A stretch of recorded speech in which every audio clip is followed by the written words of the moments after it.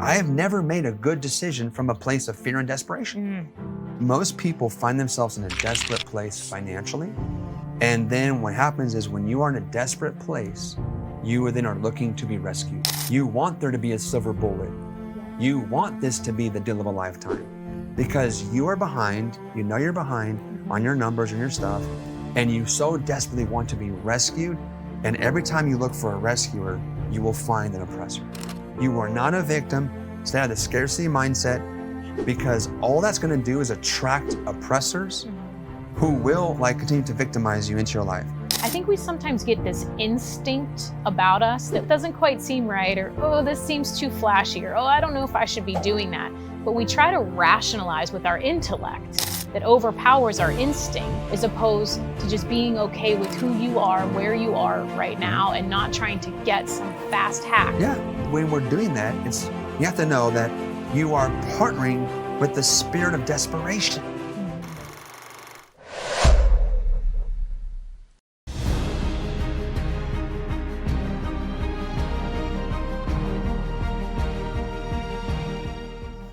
Hey guys, welcome back to another episode of the Candy Valentino Show. I am so pumped for you to hear this conversation that we're sharing with you today because it is very rare that I get to sit down with somebody that has massive amounts of not just the entrepreneurial side or the marketing side, but that truly has wealth building, financial services, real estate background, and to be able to give you the tactical information that you need in order to set yourself up for the new year. So Pedro Adao, thank you so much for joining us today. It's my pleasure. Did I say that right? You said it right. Okay, perfect. It's great to be here. We had like a whole episode before we started recording, which we should have been recording.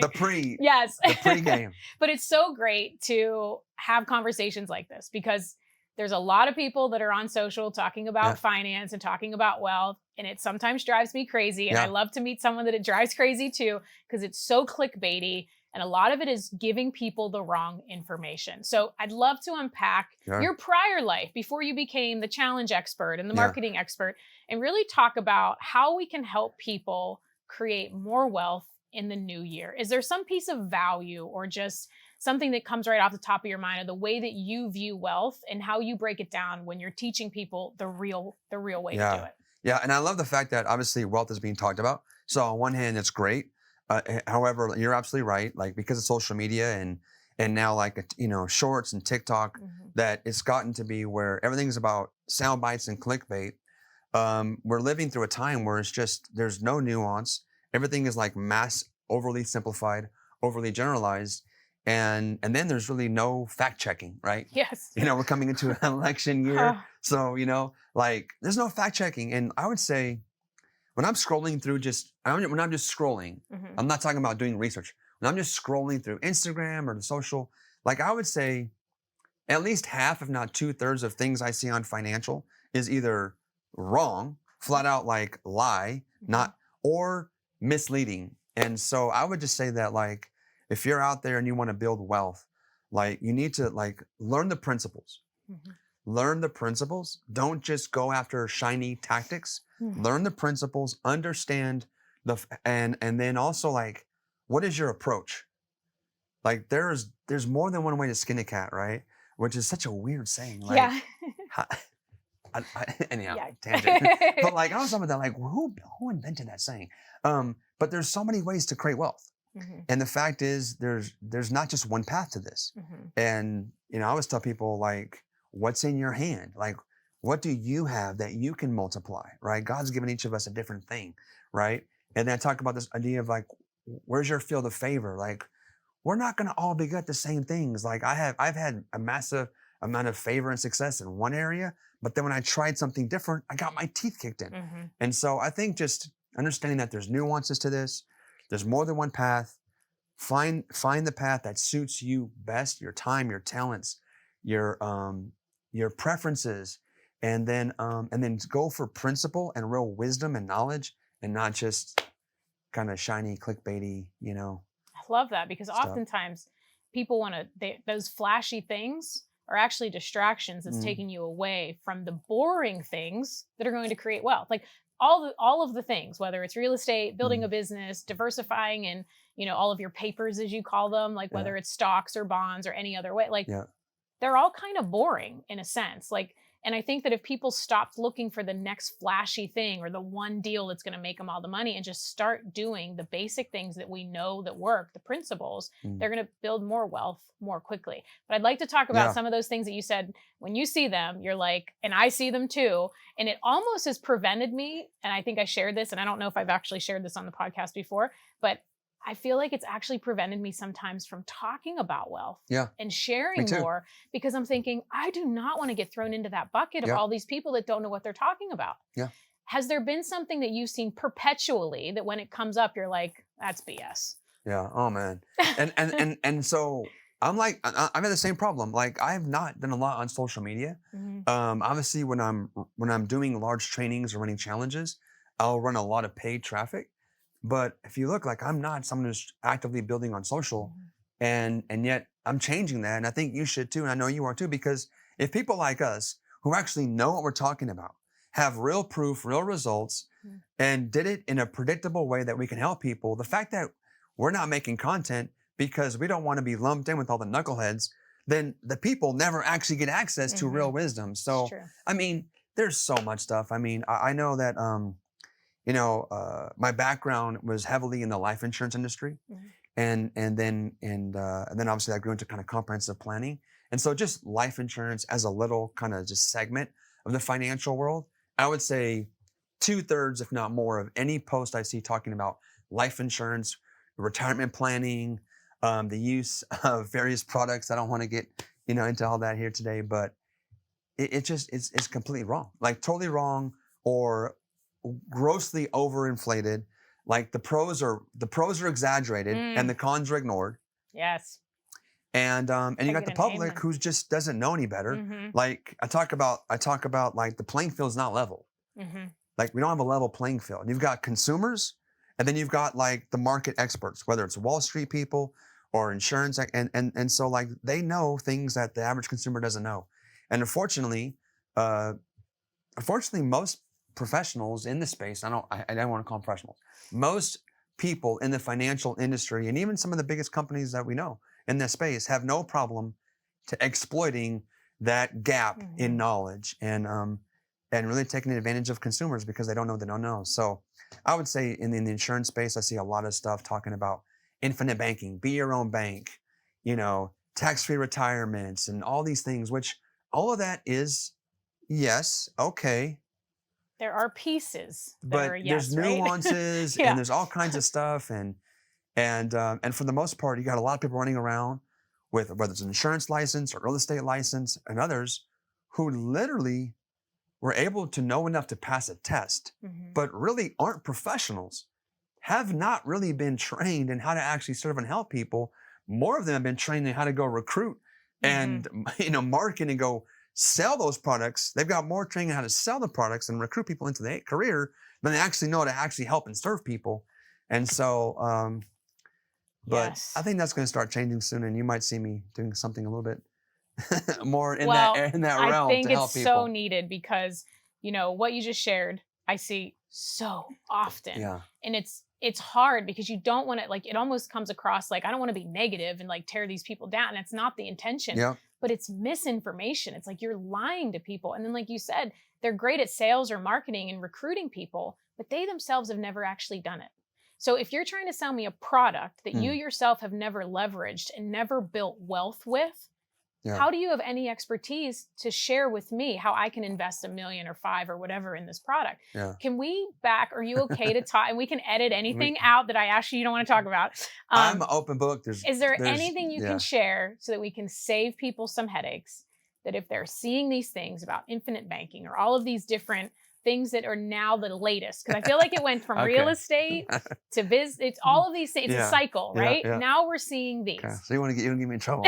We can cut it out. We can cut it. No. Is there anything? Again, we're just trying to help and serve people. No, 100%. So if it's not someone that here's I'll give you my opinion. I'll take the fall first. If somebody has a lot of wealth that they want to try some of these other things in order to possibly get a hack to build more wealth on top of their already existing wealth more quickly, and they want to try to leverage it, I'm always like, have at it. Like if you've already got 8 figures and you're trying to just go ahead and play with different things, have at it. What I don't like is the person that's just trying to get, their first million or their first 2 million, and they want to save for retirement, or they just don't want to work as hard as they do. And they go and try to take some of these tactics that are not going to pay off for them. That's my personal opinion. You can disagree with that. But I'd love to know your thoughts. So a couple things. So first of all, I mean, it's way worse than that, Candy. I mean, someone who has $1 million is, I mean, how many few people actually have $1 million that they can invest? I mean, we're talking about like what, a couple percent of that? It's less than 3% as of the book. When I exactly, right? So the fact is, most of this misinformation is hurting the people who can least afford it, who are people who are just getting started, who are working 9 to 5 jobs, who don't really have money to lose, okay? And so they're being shown products, they're being shown illustrations, they're being shown plans, whether it's from, Wall Street-based investment advisors or the insurance industry. They're being shown things that are just never going to happen. They're being shown financial products with forecasts that are not going to happen. And they don't know that because they're like, well, it's on this paper. These are huge companies. Like, how are they allowed to show numbers to the public that aren't true and aren't going to work? Yeah, you would think there's all these agencies with letters who are supposedly designed to protect the public from stuff just like this, and yet. Does the SEC not rule on that? Do they the SEC covers. Because I know on IUL and stuff, they don't even. No, there's there's the insurance. There's the insurance kind of world, and there's the investment world. Okay, so you got two, and I think it's good for consumers to know this. There's these two kind of major parts of the investment world. There's the investment side, risk-based, Wall Street, okay, securities, and then there's like the insurance world, right? Guarantees, and those are deemed not to be securities, okay? And so, and there's different kind of different governance and government agencies that kind of rule over those things, and yet there's things that are absolutely legal to do and show and say. It's crazy. That are not true. And how it works is, I have this term that I like to talk about a lot. It's called a half-truth. I believe that almost every piece of, I would say, I don't want to be too extreme, I would say that 90% or more of financial information, which is really financial marketing, it's very hard to get financial education. Most consumers never get financial education. They get exposed to financial marketing, okay? I would say over 90% of financial marketing I see, even some of the things that have worked their way into just like what's common knowledge around investing are all half-truths. Yeah. They're all half-truths, Give us a couple examples. A half-truth is this. A half-truth is something that is technically a fact or true. However, it's misleading. So a half-truth to me, and the most dangerous half-truths is when something is actually factual, right? But it's misleading, meaning that the person who hears that information is now drawing the wrong conclusion. So like it worked for this one person and then they extrapolate on that? Is that kind of what you mean? I mean, the biggest half-truth. I mean, this is the biggest half-truth in the entire industry that both Wall Street and the insurance industry use to, I believe, mislead the public is the average rate of return. Okay. Because why? So the average rate of return. Now you just mean in general, like the S&P. In general, the concept. Okay, and we'll break this down for everyone. So as an example, when I break this down, I usually have a whiteboard because but go ahead. So we normally, in the book, I did a lot of research in Wealth Habits when we did all this. The average rate of return over the last 40 years, S&P, your average 401k that's leveraged against the markets, 9.3%. Okay. So tell me why that's BS. Okay. So tell me, and guys, put in the chat. I'm not sure what camera I'm looking at, but if you're watching this, it's what average rate of return has been what? 9.3%. 9.3%. Okay, so if you're watching this video, put in the comment in the chat. Comment what you actually believe that means. Okay. Yeah. Because I'd love to hear from you, the audience, about what you think that means. So my question to you is this: in your research, Did you happen to look at what the actual real rate of return was for that same time based on frame? inflation, other expenses? Forget inflation. Oh, okay. Just I believe it went down to like 7. Okay. From 9.3, and then that did not take into account average Exactly. inflation. So here's the problem with just average rates of return. I would say I've never met a consumer, someone who's not sophisticated, and I've even talked to people who are licensed financial professionals, who when they hear average rate of return, they think that means that's actually what was earned in the account. Oh, gotcha. Without all of the other things taken out and into effect. Forget the other things. Forget inflation. I'm not even talking about fees. Okay. An average return is simply that. It's an average. So here's a funny example. And I use it. I used to do a lot of seminars and workshops. And so let's just say that I had over here, now it's real popular to do these ice baths, right? Oh, yeah. Okay. Yeah. So let's just say, Candy, that you had this foot in a bucket of freezing ice cold water. And you had this foot in a bonfire. This foot's freezing. This foot and leg is on fire. On average, you'd be comfortable, right? Yeah, that's true. Technically, the way that the market, yes, I see what you're saying. But are you comfortable? No. No. This is... Yeah. So, guys, averages, the only time an average is ever actually actual is if you're talking about numbers that can never go backwards. Right. Okay? So, right, when you're only talking about positive numbers, and if you're adding up positive numbers and doing an average, well, then the average can actually mean actual. But if you have, if you're trying to report the mean, the average for a series of numbers that can go up and down, once you have volatility, which AKA is exactly what happens in the stock market, it's volatile. You can have good years, you can have bad years, and the bad years tend to be really bad. Okay? When you have volatility, then the average rate of return is always, and like I want to be very clear, when you have volatility, when you have a series of numbers, when you're averaging stock market performance, good years and bad years, the average rate of return will always give you a higher number than the real rate of return. The average rate of return will always make it appear as if the market did better than it really did. So the problem is most people that I've talked to, and by most, I mean like 99% of people I've ever talked to, when they're looking at their statements, their mutual funds, when they're making decisions about how to allocate money, they're looking at, how did my accountant do this year? I'm averaging this. This fund average that. This average that. They're looking at averages and they're thinking it's actual and they're making decisions on bad information. So tell me, how can people be expected to make good decisions on bad information? Right. Or misleading information. Yeah. And it's a half truth. It's true. That's the average.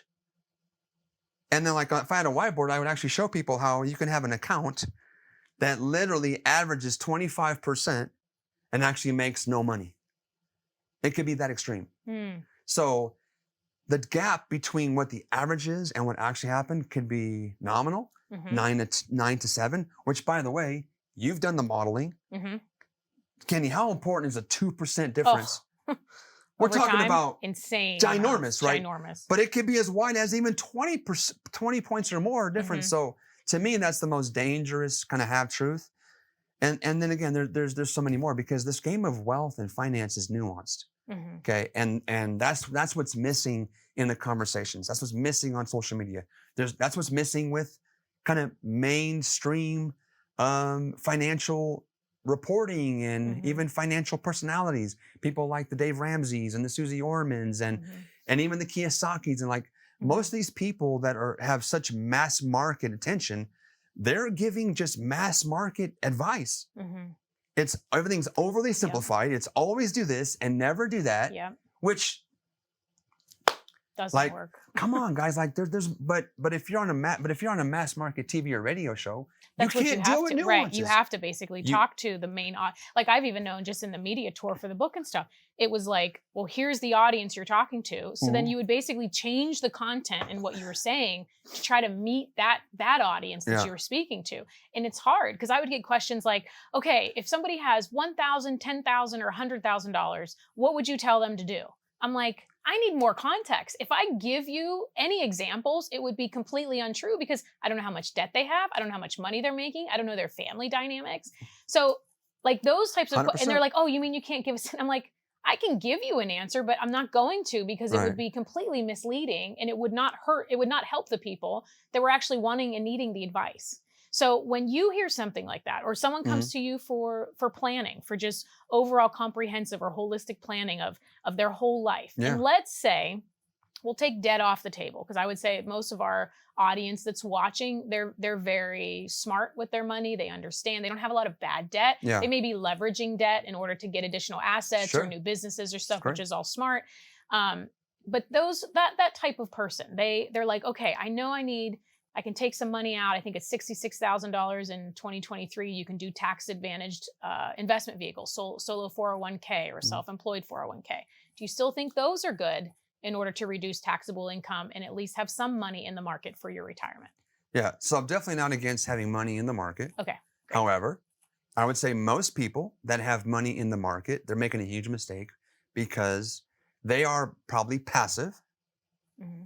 They're passive, which means they're probably not actively managing their money. Mm-hmm. They're just kind of either dollar cost averaging into mutual funds or maybe like an index. Trying to take the tax reduction. Like they're just trying to move it. Well, let's talk about the market and then I'll come back to the 401. Perfect. Okay. So what happens is, like, a lot of people who are taking this seriously will have a financial advisor.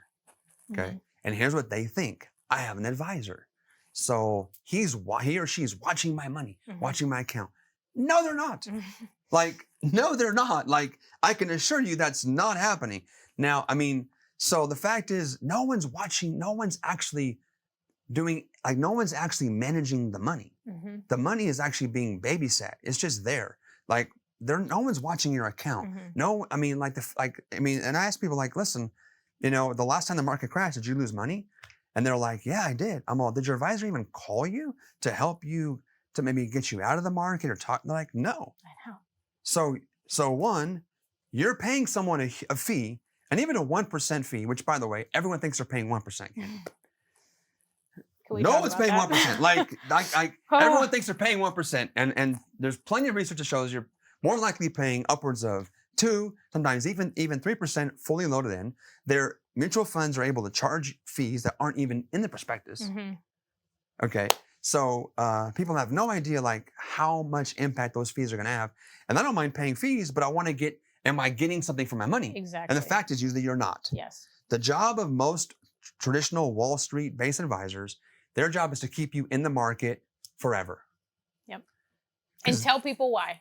Because that's how they get paid. Yep. They can't charge you a fee on money that's not there.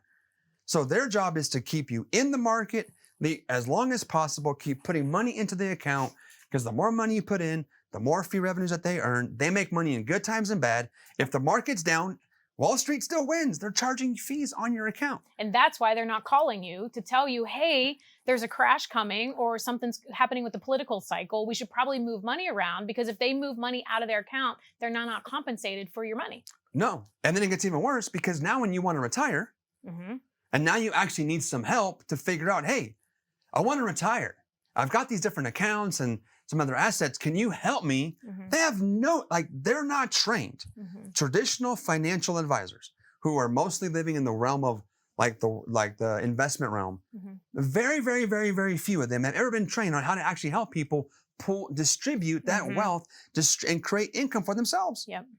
And that was the whole point people were mostly saving for. So now you get to retirement and like, hey, I'm retired. And it's like, can I start getting some money? And they're like, oh, okay, don't take too much. You got to be careful. Mm-hmm. Like, you don't want to run out, do you? And now they're using fear to prevent people from using and enjoying their own money for this phase of life, which that's the whole reason why they put money there in the first place. Yes. So anyhow, see, Candy, you got it's me okay. all, I love it. I get. you got me all. I was already thinking, I'm like, we're gonna have to put this in 2 parts because this might run over. So Because the I other get part, so okay, fired don't up let me about forget it. I know, me too, because you know what it is. It's just like for me, and I think for you too. Like, it's just to me, it's like a righteous anger. Like, people have worked hard for this money. Like my parents are immigrants. I saw it like. I saw like my dad work hard, my mom work hard, people I know worked hard. I have a lot of clients who are nurses. They've worked super hard. And so like these people have worked their whole lives. This is all the money they have. I know. And then you got these megas, $1 trillion companies in their high rises that gets, and it's like, dude, like for these guys, monies and billions and shit, it just doesn't matter. These are their whole life. So to me, it's like, I'm on a mission now. It's like, just how do we get the truth out there about how this stuff works? Listen, I'm not saying like I'm not saying that you shouldn't have money in the market. I'm not saying you shouldn't, work with financial professionals.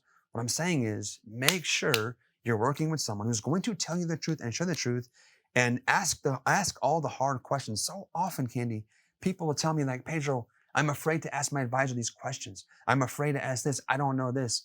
And I think and I'm feeling intimidated. I ask and then he gives me answers or she gives me answers that I don't understand. You guys, don't work with people like that, because they're literally trying to keep in the dark so they can do whatever they want with your funds.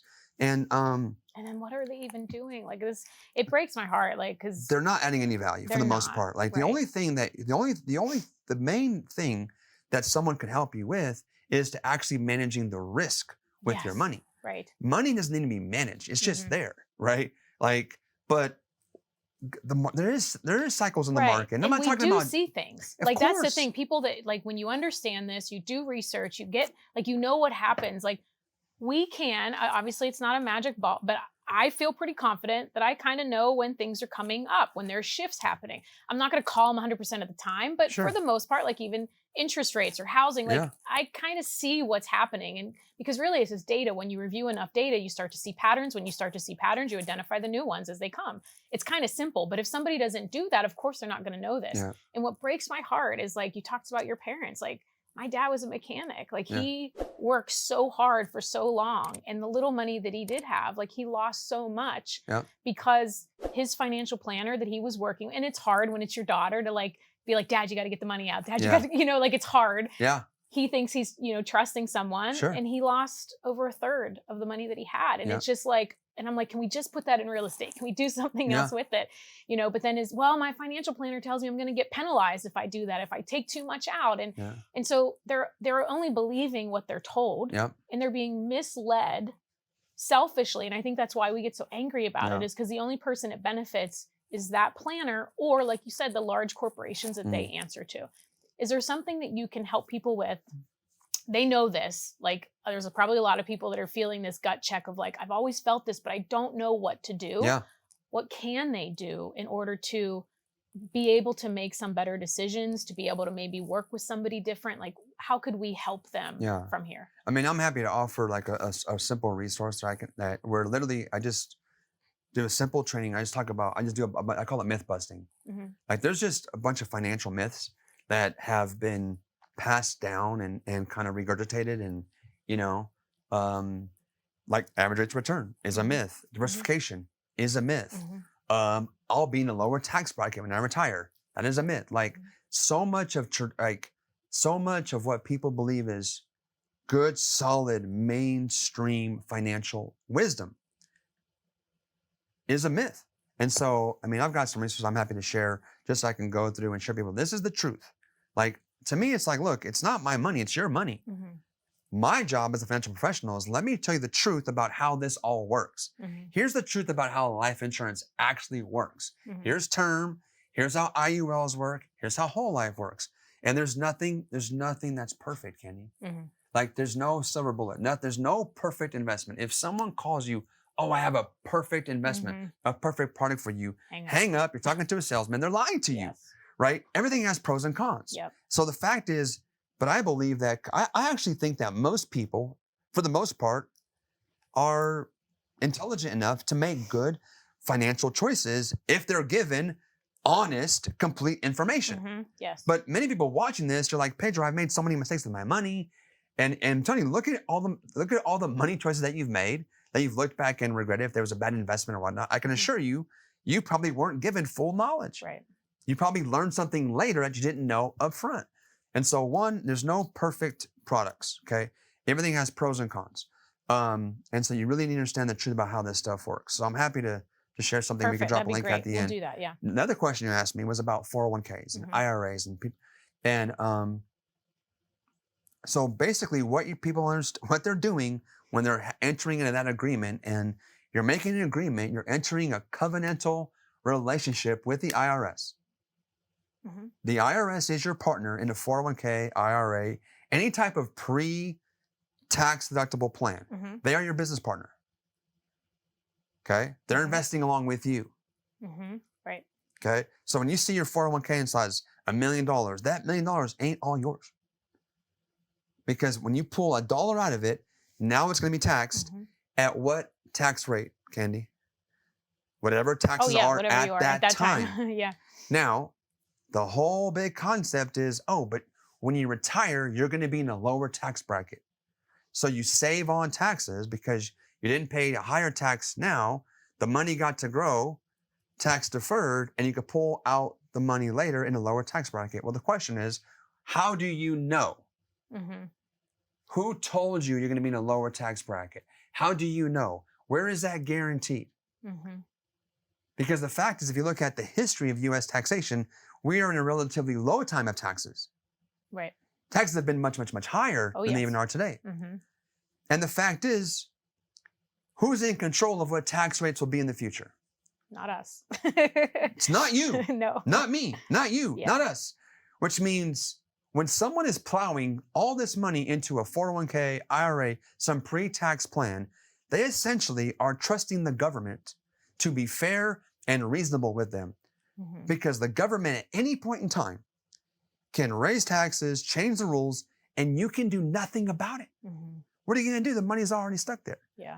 You know, I give a simple little analogy. I know you like real estate, so you've probably borrowed, you probably have borrowed money from time to time to buy real estate, right? So, Ken, let's say you found an amazing piece of property, and you go to your banker, and you're like, "Hey, I found this awesome property. I'd like a loan for it." And he's like, "Candy, no problem. We know you. Love working with you. Here's the $1 million. Go buy the property, and just and then let's just settle up in 15 years. Let's just settle up." What would you do? Would you take the $1 million loan? If I couldn't control the payments and the rate and all of that between now and then, would you walk out with $1 million without knowing anything about those terms? No, not without the terms. No. Yeah. Okay. But I see what you're doing. That's so true. It's exactly what's happening. Because you really don't know what the rate of return. You don't know, one, what the rate of return actually is going to be inside of that vehicle. Two, you don't actually know what your money's going to make, and you never know what you're going to be able to pull it out on if between now and the next 30 years you go to retire.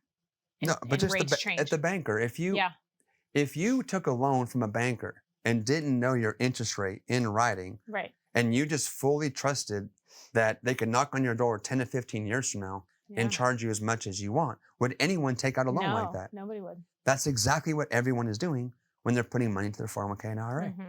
You are giving the government the ability to charge you as much interest in the form of tax as they want in the future, and you have no say about it. And the problem is, now you've spent 10, 20, 30 years of your life working, saving in this one vehicle. The rules change, they go against you. Now what? You can't go back. We don't get to, okay, well, hey, if I knew this, I wouldn't have done it. Well, that's not how life works. So I'm not saying that they're terrible and should be 100% avoided. I'm just saying that people need to be aware that there's a huge tax risk. They're taking on a lot of risk by doing this because they have no idea what taxes will be in the future. And here's the other question, Candy. It's like, most people, you ask them, it's like, well, how's your lifestyle now? Do you make enough money? They're like, no, I'd rather make more money now. It's kind of tight right now. So you're telling me your plan for retirement is to live on less money in the future than you are now. So you could be in a lower tax bracket then, but living on less than you're making now, you're not even making enough now to have enough for now. Yeah. Like what you're making now is not even really enough. You're not as comfortable as you'd like to be. And so your future plan is to have even less than what isn't enough now. Yeah. And that's hard to figure out for people, right? Because but does it make any sense? It doesn't. Like, but how is this successful? I think the other interesting thing is, again, this was all the research for the book, that the most amount of money that people make in their lifetime is from 55 to 65. Now, this is over the over America. Like, this is just America. But this that makes isn't sense. the world. 55 to 65. But if you think about that, 55 to 65, 65 nowadays is young. Like, and then now you've got, if you want to take your retirement or you want to take Social Security, or you're finally like, oh, okay, now they're going to cap your income.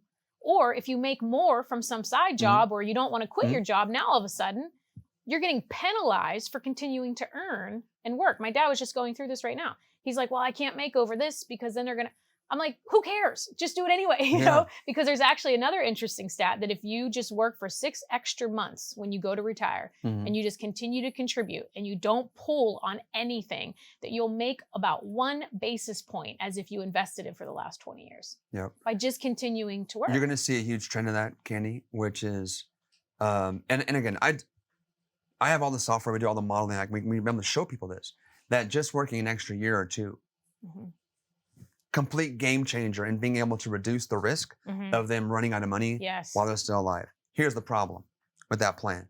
Oh, Pedro, no problem. I'm not ready. I'm just going to work an extra couple years. Oh, yeah? Says who? Who gets to pick if you work or not? Yeah. Someone's got to want to hire you. Right. Unless you're working for yourself. Unless you own your business. Yep.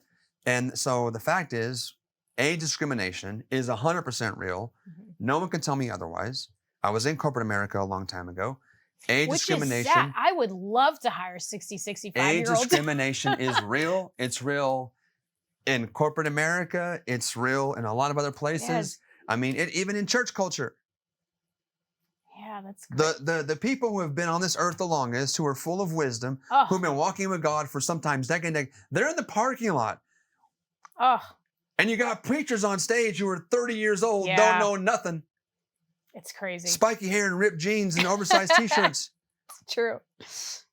Oh my gosh. I don't know about you. I love the wisdom 100%. and the they always say there's I don't remember what the book, I'm blanking with the book, but it talks about how you have fluid intelligence up to a certain age and then you go into this crystallized intelligence and how once you're into your 60s, you really don't have a lot of that fluid intelligence, but your crystallized intelligence, your wisdom is so deep. And it's those are the people, oh my gosh, I would love to hire a whole host of those that age because their work ethic is totally different too. But corporate America doesn't see it that way. Yeah. And so now you're planning on working those extra years, but now you've got to be hired. You have to know that not everyone has the concept that you do.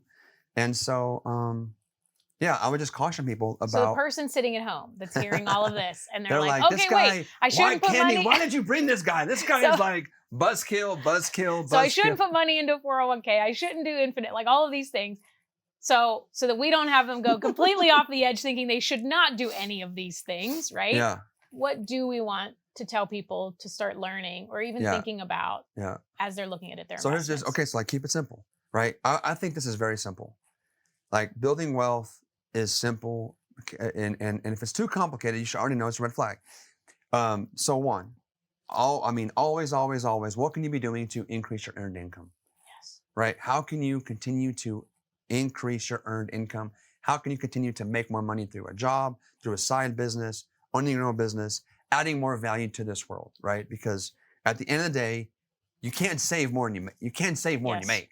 Yes. So you've got to make it, right? First, you got to make it, right? Then you have to live on some. Then you get to save and invest the rest. So one, I am a firm believer in doing the best you can, which means staying sharp, staying educated, staying current, learning new skills, right? So that's the first thing. Then I would encourage getting financially educated on having you need to have a philosophy. You need to have a philosophy and approach. How do I want to play the wealth game? How am I going to do this? Most people I know, Candy, tell me what you think about this. Most people I know really built their wealth one way initially.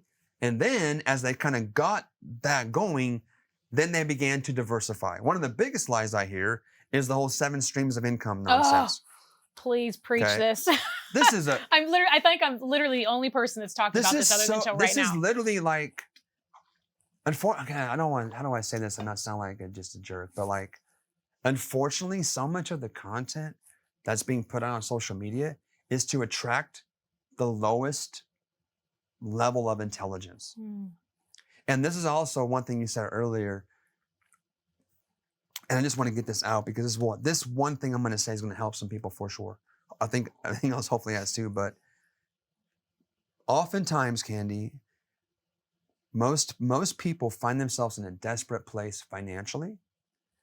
And then what happens is when you are in a desperate place, you then are looking to be rescued. Yes. You want there to be a silver bullet. Yeah. You want this to be the deal of a lifetime because you are behind, you know you're behind on your numbers and your stuff, and you so desperately want to be rescued. And every time you look for a rescuer, you will find an oppressor. Oh, so good. Every time. Every time. So one is just helping people like stay out of that scarcity mindset. Stay out. You are not a victim. You are not a victim. Stay out of the scarcity mindset because all that's going to do is attract oppressors who will like continue to victimize you into your life. So one is focusing on earned income. 2, invest in financial education. Begin to actually understand how things work. And then develop an approach. Like for me, okay, even though I've done real estate, I have some paper assets as well, got some Bitcoin, but I created the bulk of my wealth didn't come in real estate. Even though I've been active in real estate and I've got, we've got some pretty cool assets now, but we made our money in entrepreneurship through business. Yep. Okay. Which has, from a wealth building perspective, like make no mistake about it, business ownership, owning a business, launching, growing, scaling a company there's no more powerful wealth building vehicle than that one. Yep. It has the maximum leverage. You cannot build wealth without leverage. And by leverage, my friends, I'm not just talking about borrowing money. Okay. I'm talking about like all forms of leverage, right? So when you build a business, that's why the wealthiest people in the world didn't get their real estate. Elon Musk doesn't own apartment buildings all over right? Or, Zuck or all the Bezos, the wealthiest men in the world and women built businesses. They built companies. Maximum leverage, maximum tax leverage, the ability to write off everything. Okay, first, maximum financial leverage, the ability to issue stock, borrow with bonds, right? To be able to they have all the financial tools of financial leverage. And then probably the most important, powerful leverage of all is people leverage. People are the most powerful form of leverage in the universe. Not capital, not being able to borrow cheap rates, it's people. People, we're the only things in creation made in the image of God. So people leverage is where wealth is created. Companies get to deploy people leverage more than any other asset class. Okay, the next asset class that we see creating the most amount of wealth is real estate. Real estate is because real estate has tremendous leverage as well. It's got tons of leverage. You got tax leverage, right? You got some financial leverage to be able to borrow money from banks at reasonable rates. And here we go again. You got people leverage. Real estate investing does not work unless you have what? Who's the most important person in a real estate deal, Candy? In your opinion? The renter. The tenant. Yeah. Like that, you pull that person out, none of it works. You got to make sure you get that part right. So, but that's people leverage. Yeah. That's a human being going to work, trading time for money to send the landlord some of that money. Okay? Well, it's interesting. I want to just add on top of that because everything you said is literally a third of my book. So we found that we researched the Forbes 400 richest people in the world.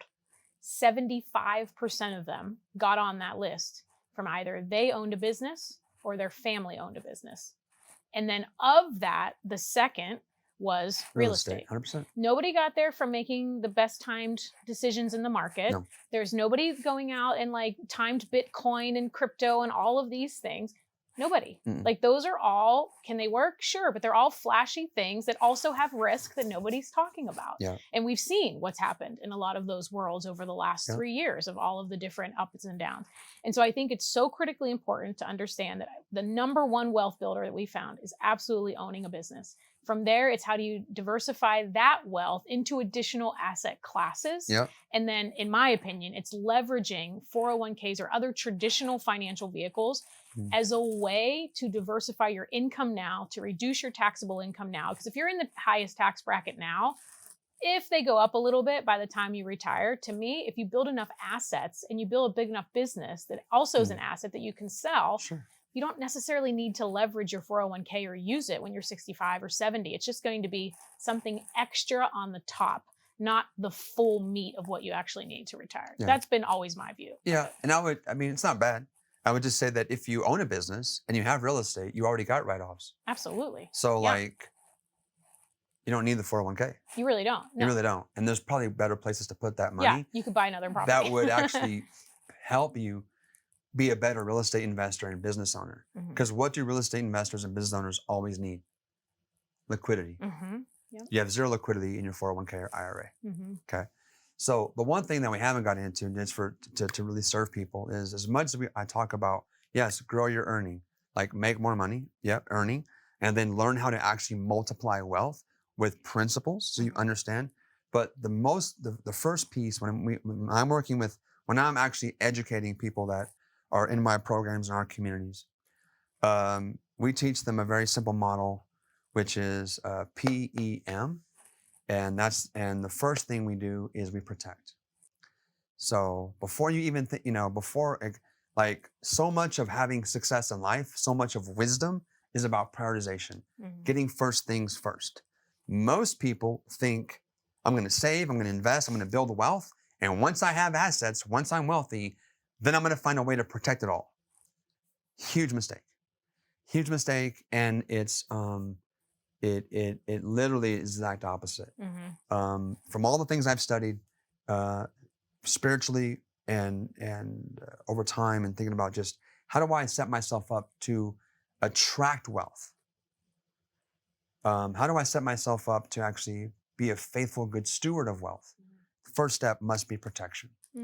Why would God bless you with something that you are not set up to be able to keep? So first thing we always do before we talk about saving, investing, and making money is protection first.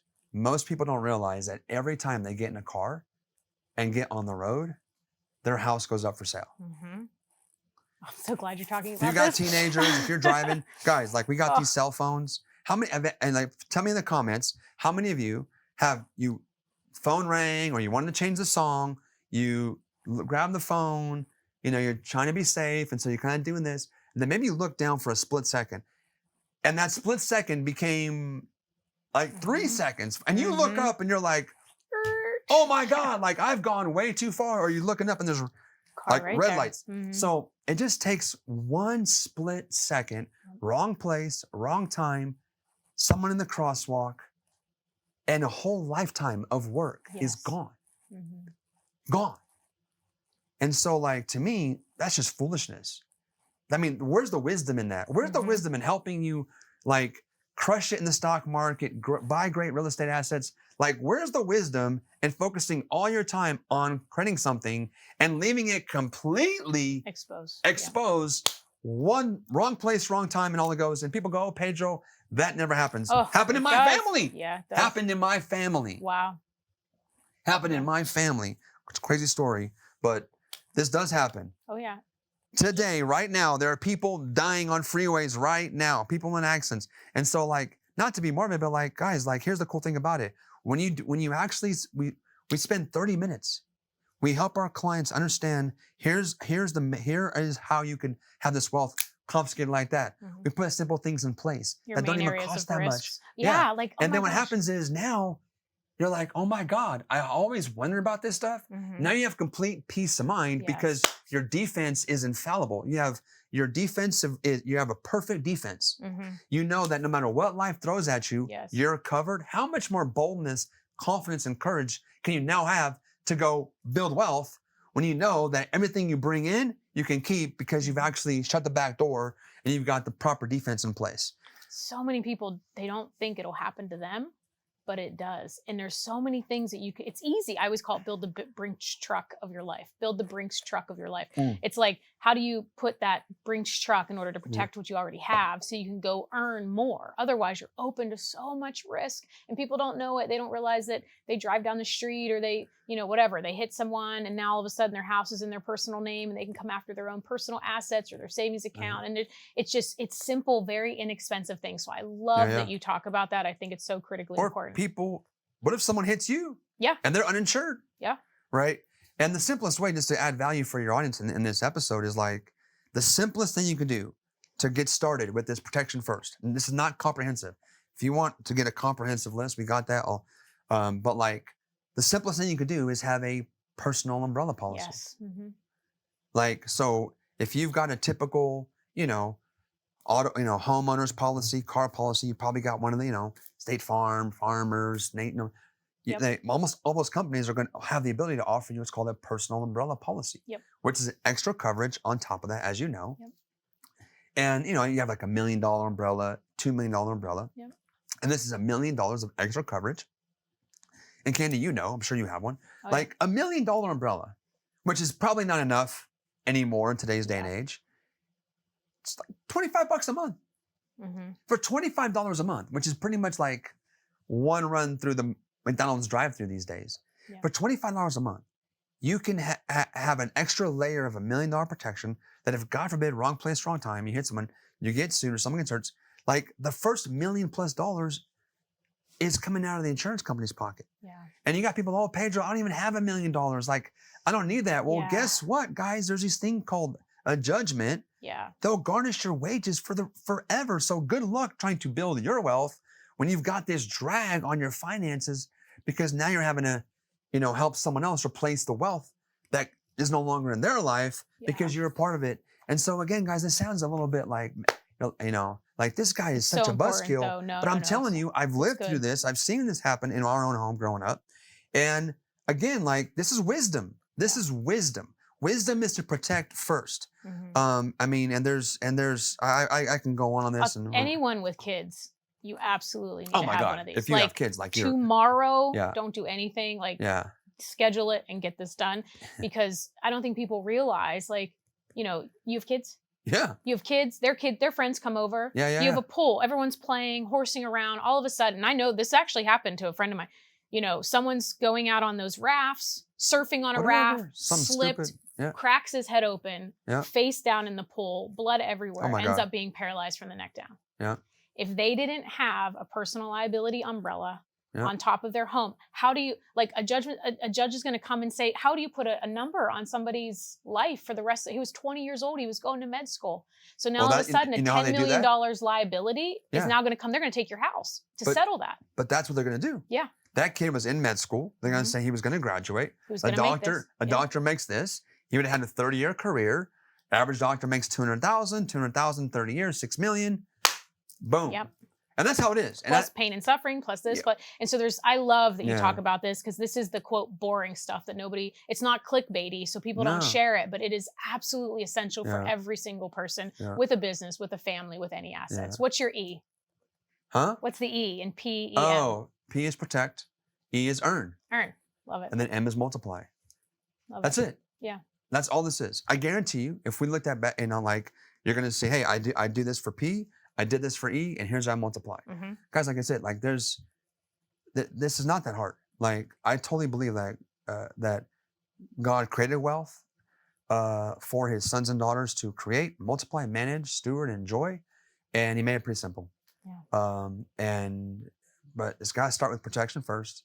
Then, how do you maximize your earning potential? How do you make the most of your gifts, your talents, your skill set, your time? How do you be a good steward of your time to create the most amount of value? Business, and earning income. Even as a W-2 employee, you can make. Not everyone should own a business. That's right. There are some people will make a lot more working for an amazing company and just, like my brother's a great example. My brother is not an entrepreneur, but him and his wife just are great employees. They work at 2 great companies that are prominent and growing, expanding. They keep investing in their certifications and their knowledge and doing a great job. Promotion. Now, like they're earning great income. I mean, amazing income. Typically income you'd have to become a business owner to earn. And they did it through the W-2 route because they just kept, developing their skill set. So you want to maximize your earning potential, being a good steward of your time, your talent, your resources. And then you want to learn how to multiply that wealth. And as you know, I do a lot of work in, I do a lot of stuff that's, in different circles, but I do have, I do spend a lot of time, talking and training faith-based people, and one thing that I hear from a lot of people that are passionate about God, and, you're like, you ask someone who's a fervent Christian or believer, hey, what's the thing that you want the most? They're like, oh, I just want to hear, well done, good and faithful servant. And what they don't realize is that well done, good and faithful servant equals steward. To be found a good and faithful steward, you must multiply. You must learn how to multiply. Like if we just give God back what he gave us, that wasn't called well done, good and faithful. That person was called wicked, slothful, lazy. And so, like, I don't care if you're into money or not, like, you need to learn how to multiply. Like, you need to learn how to multiply. And so, and it's not that hard. And you can do it with wisdom, being sound. And another big myth, half truth is no risk, no reward. Half truth. You know very well, Kenny, the wealthiest people in the world, people like Warren Buffett, they hate risk. Warren Buffett's rule number 1 of money, never lose money. Rule number 2, don't forget rule number 1. So, Candy, have you ever thought about this? Tell me why a gazillionaire who can afford to lose money doesn't want to lose money, isn't willing to lose money. His whole investment philosophy is invest to never lose money. How is a guy who's worth hundreds of billions of dollars so fixated on not taking risks that would lose his money, but the average person is no problem gambling in the market? The people who can definitely not afford to lose any money are happy taking wild risks. But a guy who's worth hundreds of billions of dollars says, nope, I don't want to lose any money. Right. Because what does he know that the mass market is not being told? Well, I think it's important too that he knows what he knows and he sticks to what he knows. If you notice that, like even with Elon, like 2 totally different approaches to wealth, right? He sticks to what he knows. And so I think that's what's so important. When you don't know anything, you can't just blindly listen to all of these other people, especially they're being incentivized to sell you something. It's important for you to build the financial intelligence so that you can have discernment to make better decisions. And then those decisions are going to minimize your risk. Like anytime that I really, and I've been very conservative because I've always said I've never had anyone to fall back on. I never had, like, if I lost everything, like I was going back to the trailer that I grew up in. Like, so to me, that was always like my lane. I'm like, I'm going to stick in my lane, which is what I know, which is business and real estate. Anytime I stuck myself out into something that I didn't know, because I thought it was going to be some quicker thing, or it always was painful. And so I didn't have to do that too many times to realize, nope, I'm just going to stick with what I know. It might take me a little longer. I might not have the little edge that some people are going to have, but I at least know that I'm not going to lose money. So to me, anything I can do that I can just hedge, I would rather take a little bit than do something that I can take more on, but I have a greater risk. So I've been very conservative in that regard. I don't call that being conservative. You know what I call that? What? Wisdom. I did the same thing. We were talking off camera earlier. I was crushing it, flipping houses. I was doing super well in my early 30s with my financial practice. I was in the insurance industry, top of the quarter of the table production. I was investing in real estate, flipping houses in my backyard. I was a trained appraiser, so I knew real estate. I knew hard assets. I grew up cleaning out the coin machine in my dad's at my dad's apartments, he had a laundry machine. So I grew up around real estate. I understand hard assets. I'm a trained appraiser. Now I'm a broker. I'm buying houses at discounts in my area, flipping them, crushing it. I meet a guy who says, oh, I have a hookup. He's like, why are you buying homes at 75 cents on the dollar?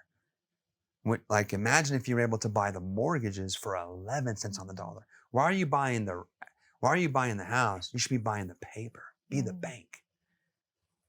And I was like, and then I was like, what? And I'm like, oh my God, if I can buy a mortgage, if I could buy $100,000 mortgage for $11,000, call that person back, restructure their, I mean, you do the math, it's insane. So I'm like, I'm going to be rich. Like, and I was already on the path to getting rich. Right. But I was like, no, I'm going to get rich This is the shiny faster, thing. Yeah, exactly. faster. Yep, here we go. Yep. And let's talk about that in a second. I don't know how we're doing on time, but so now I leave my field of favor. I leave my financial services business. I leave my flipping business that I know, and I've done nothing but win.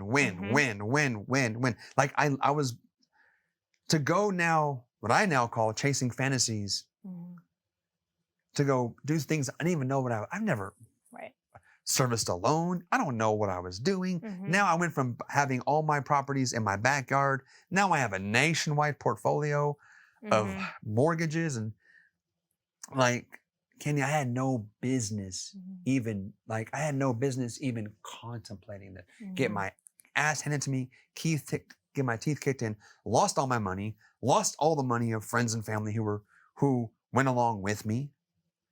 And literally, that's why at 35, broke, busted, ended up millions in the hole, lost everything. And for the first time in my life, I had a massive failure. I had never failed in anything in my life until this point. So it was horrific. That you share that. It was horrific.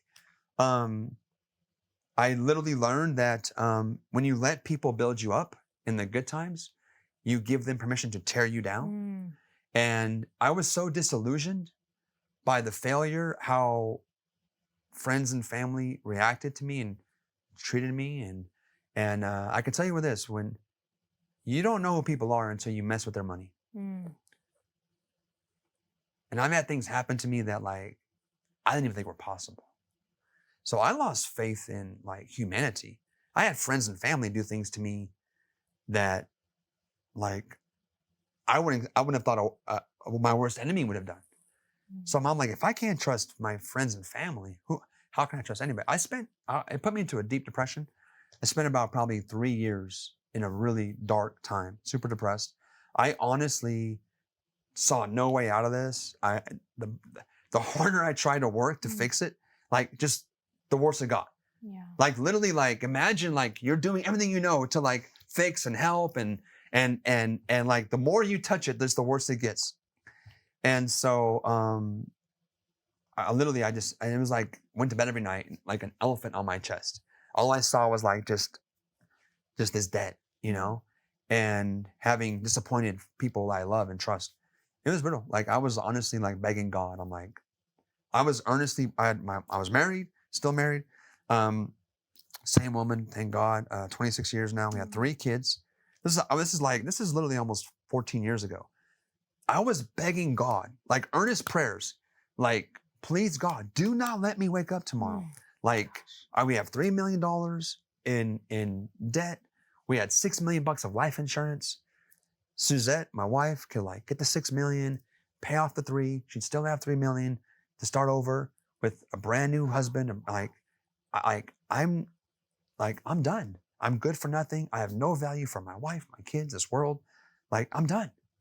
Like, my wife deserves a man that can actually support her and raise these kids. And, like, I literally, like, I'm not exaggerating, Ken. This is not like me trying to be dramatic. I, for the better part of 3 years, was earnestly begging God. I thought about driving my BMW off a cliff. And I'm like, you know what? I had a 745 BMW until they repoed that. We've had 3 cars repossessed, countless homes foreclosed on. Wow. Moved out of our beautiful home into this kind of nasty little 4-bedroom, just like the worst house I've ever lived in my entire life, to when we restarted over. And so it's just crazy to me how, like, what God's done in our life since then.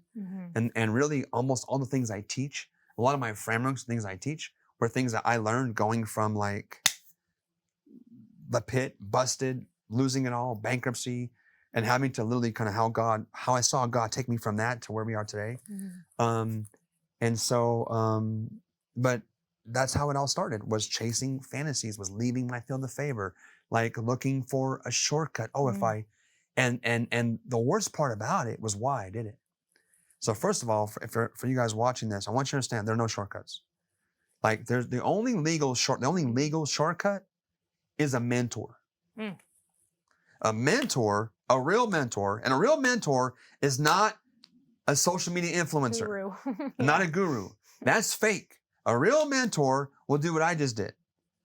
Will pull up their shirt and let you see the scars.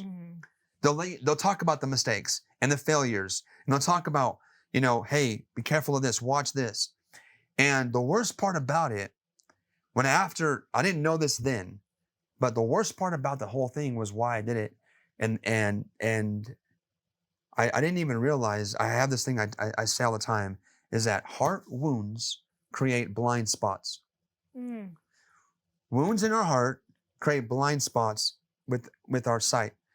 And so what I didn't realize is I was, my dad, he's an immigrant. We're a Portuguese family. My dad came from Portugal. From 8 years old, my dad was working. Like literally, my dad went to school for 4 years, his entire life. And at 8 years old, he's working full time, supporting, his mom, his sisters. My grandpa was a fisherman out at sea a lot of times. So then my dad does that. Then he comes to America, working, hard labor, works his way up. And my dad's kind of just an old school kind of guy, right? Doesn't really, not great with the words. Was an amazing dad. Took me to soccer, tennis, music. I mean, amazing father, present. So if I looked at how much time he gave me and spent with me, I knew he loved me based on, I was in private school, but like, he just didn't know how to kind of say it. So like, I didn't grow up with like, hey son, I love you. I'm proud of you. You're amazing. Like, I didn't hear that, like, not once. Yeah. So that just created a deep wound in me. It's a father wound. Of course. And so the only people I saw my dad really kind of say good things about were wealthy real estate people. Because a lot of immigrants at that time created wealth in real estate. Because immigrants didn't understand stocks and bonds, and it's too complicated. They're like, hey, they just bought real estate, and they did really, really well, most of them. And so somewhere in my mind, in my subconscious, somewhere I was like, if I crush it in real estate, my dad will have to say he's proud of me. So little did I know, I was already on a path to doing well. And now I take this massive risk to go crush it way faster, all just to succeed in this mega awesome so I can go to my dad and say, look what I did, to finally drag the attaboy out of him. Yeah. Right. And so it was crazy is that my dad's biggest fear when I left my corporate job to become an entrepreneur, I was like, Dad, like, what do you think? Like, should I quit my job? Like, Candy, I was already doing real estate on the side. I was already making more money as a real estate appraiser, broker, and lender. I was making more money part-time than at my full-time job. I had a year's worth of expenses, bills in the bank, cash saved. Oh, wow. My wife was like, babe, let's go full-time, quit. But I still want my dad's approval. Yeah. And my dad's like, at that point he's like, son, like, you're asking me to tell you to do something that I would never do myself. Yeah. Which is kind of pretty deep for a guy that was kind of really kind of old school. But he's like, I'm just afraid that like if you fail and you go bankrupt, it's gonna it'll bring shame on the family. So literally me trying to win my dad's approval blinded me because I saw red flags. I went and did my due diligence. I flew to their office. I was asking the questions and I was getting back sketchy answers, Candy. Yeah. Things weren't adding up and I didn't want to see them. Yeah. Because I wanted to believe this was the silver bullet. Because you so desperately wanted that approval. Yeah. Exactly. So here's the irony. I have this heart wound that's now blinding me from the red flags that were there. Because I'm working, I want to win my dad's love and approval. and get the attaboy. And the very thing that I did to go win that love and approval caused me to have the very thing happen that was his biggest fear. Broke, bankrupt. Wow. I was a talk of the, being Portuguese and in the little community. Oh my God, did you hear? La, la, la. Wow. And so I talk about this all the time. It's like, guys, like, and what's crazy about this now is like, we have an amazing relationship. He's super proud of me. He tells me that all the time now, and, but yet, like, guys, this is not just me. Like, I share this stuff because I know every time I talk about this stuff, I get the most comments. Yeah. People are like, oh my God. And so many of us have some form of daddy issues or not. Now, some of us didn't even have a father. So that's just abandonment and this and that, or had an abusive father. My dad was amazing. You can't give what you don't have. Right. Yeah. I mean, you're an immigrant kid growing up, carrying blocks on your up ladders at 8 years old. You think my grandfather was like, oh, I'm so proud of you, you're amazing? Right. No, he didn't know. They're just trying to survive. Yeah. So like, so it sent me on this whole journey of like really getting my heart healed. And I talk about that like I see, I'm sure we can talk at length about people that we know and mistakes that you and I made. Absolutely. Almost every mistake that we've made is because of a blind spot that's tied to a heart wound. So whether it's entrepreneurship, whether it's business, like I'm a big believer in like forgive, like forgive people, get over stuff, deal with your trauma, man, deal with your resentments, deal with this past hurt stuff. Because if you don't, like it's going to create a blind spot and it will come back. And so, but I got that similar story. And again, it was a horrendous time. And yet there's no way God could have used me to do the things I've been doing the last 7-8 years without going through that time. So anyhow. Yeah. Well, first, thank you for sharing that, because I do think that there are so many people tuning in that are going to hear that and it's going to speak to them. And I think the takeaway there is for you sharing that so vulnerably is like, does someone listening or watching right now, do you have potentially a blind spot because of a heart wound that has not been healed? And if so, what are some of the steps that you're going to take in order to heal that so that you don't bring it into these next decisions? Because something you said spoke so loudly to me that you felt some red flags. You thought that there were some shady answers. And what I think happens often, entrepreneurship, life, relationships, I think we sometimes get this instinct about us that that doesn't quite seem right, or, oh, this seems too flashy, or, oh, I don't know if I should be doing that. But we try to rationalize with our intellect that overpowers our instinct. Yeah. And I think if people would just pause in those moments, like if you could go back, now obviously everything happens for a reason and you are who you are now because of it. Sure. But if you could go back to 14 years ago and tell Pedro, don't ignore that instinct. It's there for a reason. Don't allow your desire for something more or to be seen as something greater or to hear something great about yourself override the instinct that you have. Because I think that instinct is the wisdom, is the discernment, but it's quiet, it's soft, it's not loud and flashy. And so I think if everyone listening, if you're faced with something, those little red flags, that's there for a reason. Yeah. And the more you dial in and listen to it, the more you can prevent things like that from happening. 100%. And the other thing it made me think about was when you said about your dad, like when he was telling you, like, don't go after that. Like oftentimes we're a product of our past environment, our past experience, our past behaviors. And so your dad was just trying to keep you safe based 100%. on his past. And so I think that's why it's also important that on the flip side of it, when you have the discernment and you get the instinct to go do something great with your life and everybody else around you thinks that you shouldn't go do that, but that is in your heart over and over again, it's in you for a reason. You've got to go do that thing, whether you're going to learn something from it or become something from it. But I think it's always important to remember that it's both. That discernment is there to push you and to protect you. But you have to know the difference. Yeah. And then, but so the problem is 14 years ago, Pedro didn't want to hear the truth. Yeah. Because there was somebody who was telling me the truth as well. Yeah. Guess who that was? Who was that? Suzette, my wife. Wow. And I don't know if your audience is mostly female or pretty mixed, but for the females, you're going to love what I'm about to say. My wife is almost never wrong on stuff like this.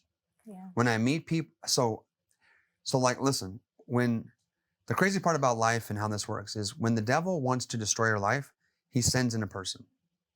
And when the wrong people enter your life, the wrong things begin to happen. So I started meeting some new people, right? She would meet them. She'd like, this guy's lying. Wow. This guy's a liar. This guy's crooked. Don't like. And I'm like, no, babe, you're just a hater. Wow. I'm like, you don't like anybody. You're always a hater. And well, because the people I was attracting at that time were all shysters. Wow. Again, because I was looking for the silver bullet. Yeah. Right. I'm telling you guys, this is huge. So like, one, if you're oops. Oh. Hopefully that didn't unplug. If you're married, especially husbands, your wife's right. Listen to your wife. Almost always. But I was like, oh, but she didn't go to college. I have the degree. You know, she's a stay-at-home mom. What does she know about this? I'm the one that's doing the deals. I'm an appraiser. I'm a broker. I'm a financial planner. I've got all the degrees. So you rationalized it. Yeah, and we rationalize because we want it to be true. Yes. How many in the comments? How many of you in the comments have got scammed or lost money in a scam before? And it could even be you got scammed in a relationship. Like you were with the guy or the girl that you thought was this, and they ended up not being that way, right? That's a whole other podcast. But I think it's so important that that's also a rationalization because you want so desperately for that person to be who you think you need, as opposed to just being okay with who you are, where you are right now, and not trying to get some fast hack to change. And we want to believe that if I just invest in this thing, I'm early. And this is the new hot thing, and it's gonna 300x. I mean, guys, like, so that's what I'm saying. Like, that is when we're doing that. You have to know that you are partnering with the spirit of desperation. And I have never made a good decision from a place of fear and desperation. Amen. And so we're not looking for, like, even if someone's like, dude, hello, like, we'll override it because we just want to believe that this is true because there's something happening deep inside of us that deeply wants that to happen for something else. Yeah. And usually it's affirmation, validation, right? Ego, pride. And I think a lot of that boils down to wisdom, which I know you speak about a lot. You've got once a year, I believe. So depending on when everyone is viewing this, you always have a big thing that you do. Tell us a little bit about the Wisdom Challenge and some of the things you're doing for entrepreneurs. Yeah. So every year, it's our 5th year in a row doing this. We have hosted something called the 31-Day Wisdom Challenge. And literally, I remember when I felt God nudged me to do this. It was like November of 2019. And for years, when my life crashed and burned, I had a rock bottom moment, obviously. Like, I went like 3 million below rock bottom. You know, people are so afraid to go broke. I'm like, dude, going broke ain't bad at all. Going broke is no problem. Like, I would be on broke. I was an overachiever. I just flew past broke and ended up, I was like $3 million looking up at broke. It's so funny. I remember walking past bums on the street and like being jealous of them. Oh my God. I'm like, God, if I could just be like this bum, at least he's just broke. You know, anyhow, the Wisdom Challenge. So when I realized God was not going to answer my prayer, when I realized God was not going to kill me, I was like, shoot, God's not going to kill me. I'm not going to kill myself. To be honest, I was just too chicken. Okay. I'm like, well, then I better just get on with my life. I got a wife. I got kids. She hasn't left me. Like, people told her it's okay to leave. Wow. And they weren't wrong. Like, it was, it's like 1 week, 1 month on the couch becomes 1 year on the couch, becomes 2 years. That's 3 years. So like the faith and patience of my wife is off the chart. So, she deserves everything that she gets to have and enjoy in this season. Cause like, I don't think any other woman would have stuck through what she went through.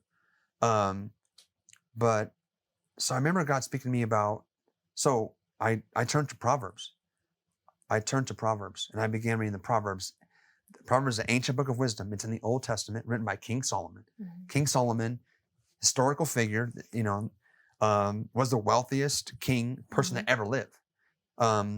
And so he wrote a book called the Book of Proverbs, the ancient book of wisdom. There's 31 chapters of Proverbs. There's 31 days in a month. And so for 4+ years, I read that every single day.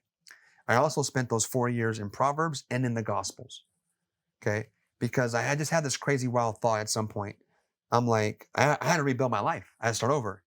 And I remember hearing about this passage that says, build on the rock, not on the sand. Clearly, I had built my life on the sand.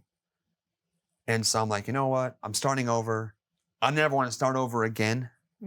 So let me go study and learn principles, wisdom that has lasted forever that I can rebuild my life on. So I spent 4 years in the Gospels learning literally about how to rebuild my life through the principles of Jesus, the principles of the Bible, and also wisdom in the book of Proverbs. And there's no way I would have been able to come out of this without that. So I remember God saying, hey, son, invite people to read the book of Proverbs with you in January. Okay. So literally it's like, so now it's like the coolest thing. So I invite people from all over the world. We've had over 100,000 people take part. Last year we had 75,000 people. Wow. And you got to, you were awesome to be there with us one day. 75,000 people officially joined the challenge last year. We know through social media, over 1 million people saw some of the content.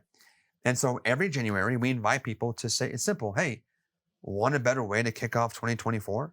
Why not prioritize and pursue the wisdom of God? This is ancient, timeless wisdom from the wealthiest man ever lived. So if you think Elon Musk is cool and Zuckerberg is cool and name your favorite entrepreneur, well, guess what? Solomon was smarter than them all, had more wealth than Zuckerberg, Elon, and Bezos all put together. And it's ancient wisdom that it's timeless. So every year we do this. It's called the 31-Day Wisdom Challenge. Kicks off on January 1st. Okay. I will read a chapter of Proverbs a day. And then I have an awesome guest joining me every single day. We break it down. We've got ministry leaders. We've had Joel Osteen was on last year, John and Lisa Bevere, Christine Kane.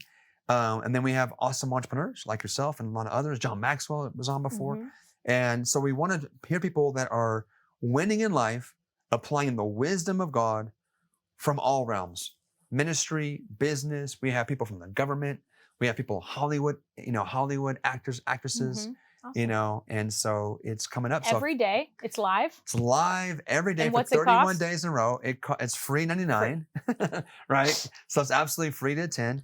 And then we do it every January. So if you're listening to this and it's in time, 31-Day Wisdom Challenge. If they miss the January 1st because they just hear this later, can they jump in midway? Yeah, if you're hearing this kind of after, then I would still go to 31daywisdomchallenge.com. Okay. And we'll probably have something there that they can jump into. Okay. And then of course, I've got some other information I could share with your audience. Yeah, we're going to link all of that below. Okay. I love all of that. If they're like, okay, I missed this, but I love all the financial stuff that you're talking about. I need somebody with services that can just point me in the right direction and not taking a bunch of my money and time. Yeah. Where can they find more information about that as well? They should go to the Kingdom. So kingdomwealthformula.com. Kingdomwealthformula.com. Yep. And it's absolutely free. They can opt in there. There'll be some training there they can watch. And again, this is whether you want to be a do-it-yourselfer and just learn and follow our principles. Maybe you have someone you're working with that you actually really do trust and you just want to become more informed to become a better, active participant in your wealth. I think, Candy, the days of blind faith and trust are over. I don't care if your financial planner is your brother, is your pastor, your best friend.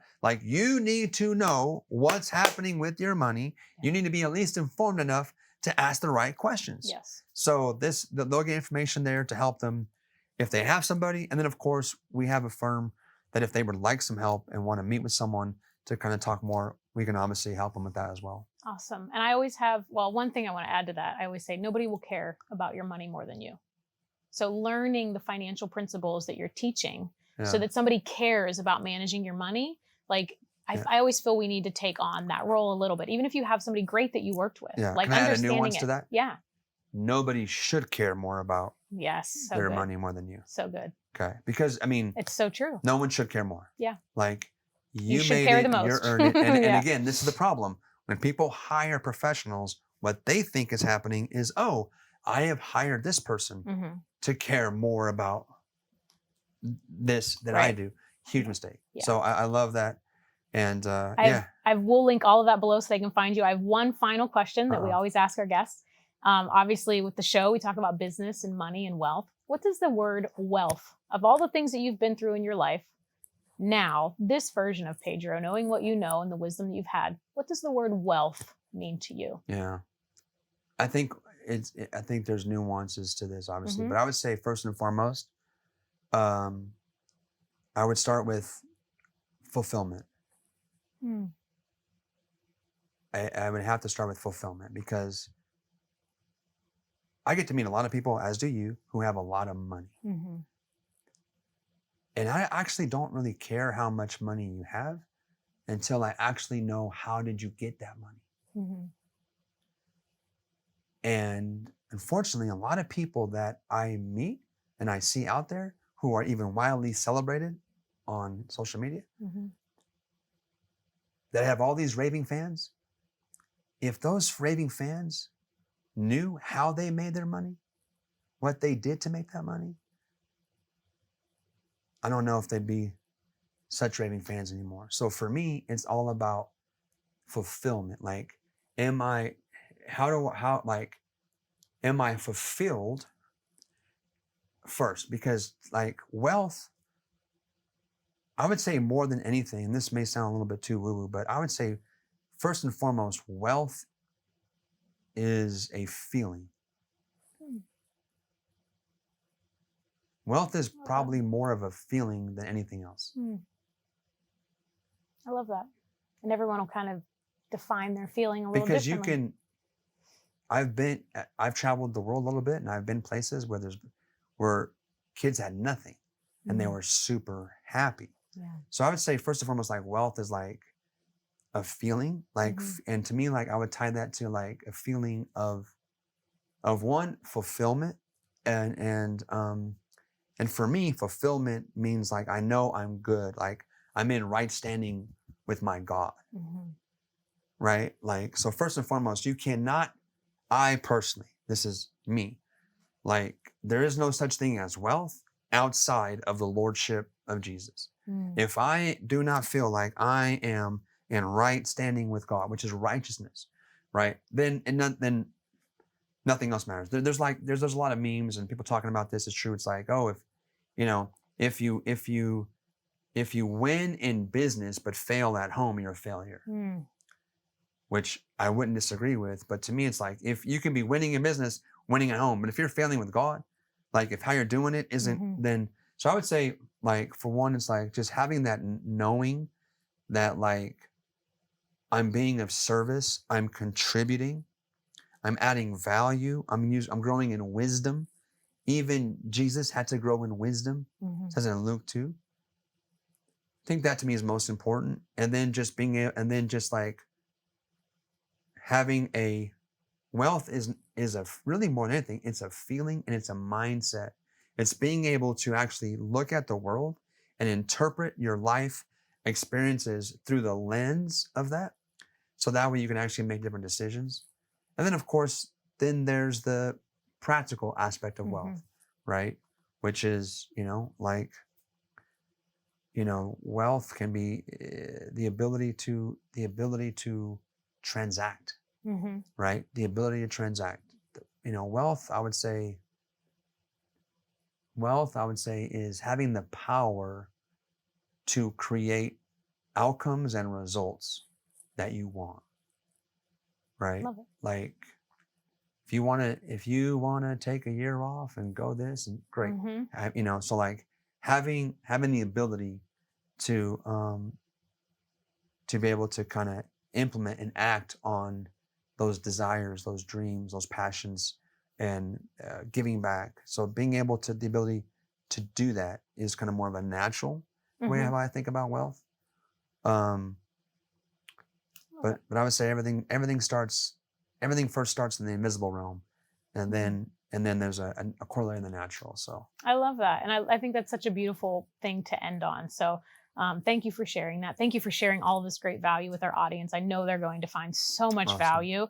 We'll link all the information so that they can find you. But just want to say thanks again for coming out and being on the show. It was really great to have you. My pleasure. It was a blast.